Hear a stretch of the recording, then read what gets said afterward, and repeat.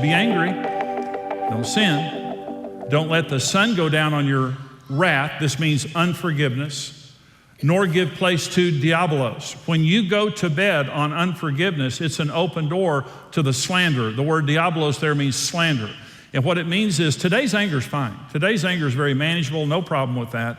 We every day deal with the issue of people that have hurt us and the issue of forgiveness. We're all good. When you go to bed on anger, the devil, he's slithery. Remember, he's stealthy. What makes him dangerous is we don't know it's him. He comes in, he implants a lie, slithers out. We never know he came, we never know he went, but our unforgiveness and unwillingness to forgive left an open door. Be angry, that's fine, even God gets angry. Don't sin, don't justify bad behavior. Don't go to bed on it. Or you will give an opening to diabolos to come and slander the person that you are holding this bitterness against. You will wake up, if you go to bed on anger, you will be counseled by the devil and you don't know it. You will have deeply embedded thoughts about your spouse, about your peers, about people around you that are totally deceived and you think you're enlightened. You've been deviled, you didn't know it.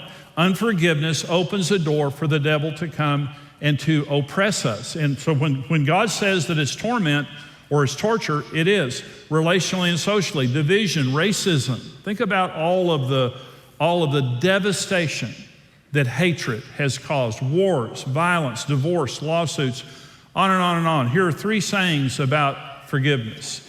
The number 1, the poison of unforgiveness damages the vessel it is stored in worse than anything you can spit it on. Unforgiveness damages us, and God won't do anything about it. The answer is forgiveness.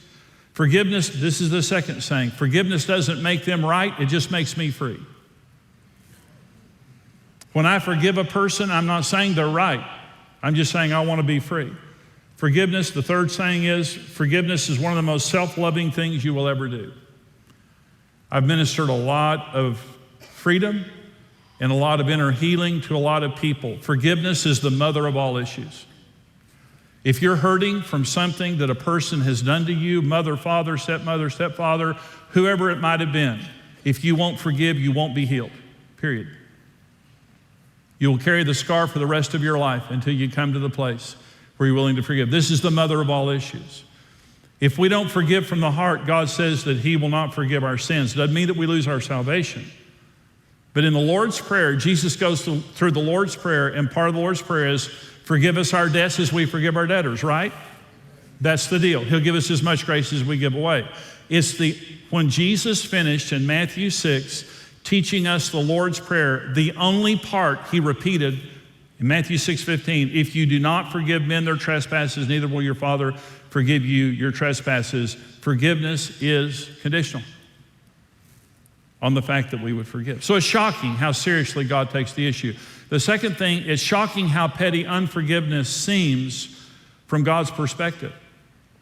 God is in heaven looking down on us not forgiving, and Jesus tells the story. Now, if a talent is $1,000, and that's the lowest valuation I could find in studying for this message, how much is a talent worth? $300,000. Some of the commentaries that I read said a talent is 60 to 70 pounds of silver or gold. So 1,000 is the least I could find. 300,000 was one of the measurements there. That's $3 billion. So Jesus is telling a story about a man who owed his master $1 zillion that he could never repay. That's the point of the story. And he forgave him, and then the man goes out and finds a fellow servant who owes him $20,000, 100 denarii. So let me tell you the valuations here. This man owed his master 200,000 man-years of labor. What this master forgave the servant, he could have hired 200,000 men for a year. That's how much money this is.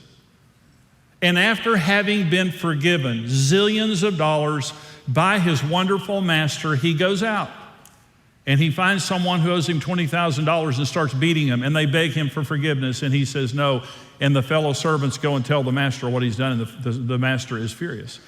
This is what unforgiveness seems like.